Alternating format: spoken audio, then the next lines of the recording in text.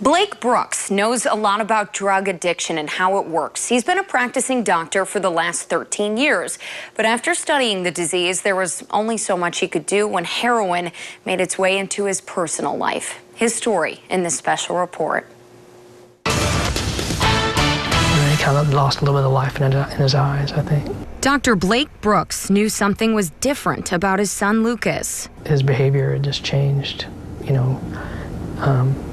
I could see it, his mom could see it, his brothers and sisters could see it. Brooks kept asking for Lucas to be honest with him, but it wasn't until Lucas was arrested for shoplifting that his fears were confirmed. Even though I did know he was on something, I had no idea it was heroin.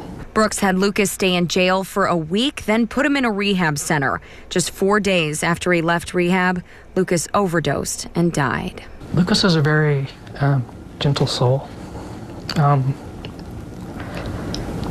Unfortunately, I knew at some point or felt at some point that I would get that phone call. We discussed how physically the drug hijacks a person's brain, but he believes the drive to use typically stems from some kind of emotional need that needs to be satisfied. It's not an issue of willpower. It's not an issue of making better choices. It is a disease. It's a brain disease. In the 90s, when Dr. Brooks was going through medical training, he said there was a big push for treating pain. Seems to be at least some correlation with how we've tried to now address pain with patients and the availability of narcotics and opiates. He also questions whether kids are going through the DARE or Just Say No program at the right time, typically before they're faced with the pressure of doing drugs. I mean, every kid can regurgitate back to you the things that you tell them to regurgitate back to you, but does it get to here? Does it get to here? On average, an addict comes back to rehab 7 times for drug addiction. It just seems to me that something that takes 6 or 7 or 8 times to go through for it to work might need some tweaking.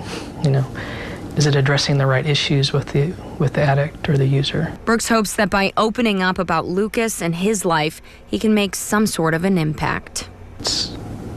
It doesn't take the pain away, because it's still there a lot. But it does help to talk about it. And unfortunately, heroin addiction isn't going away anytime soon until we get people educated about it, until we change how we see it. Make sure to join us tonight at 10 o'clock as ABC 17's Lindsay Burning looks into medical crime. Also join us at 6 o'clock Thursday night as we team up with Zimmer Radio Group's 93.9 The Eagle for an hour-long town hall broadcast with a panel of experts, including a DEA agent and Dr. Brooks, who you just heard from. That's Thursday night at 6 o'clock on KMIZ. We also want your input.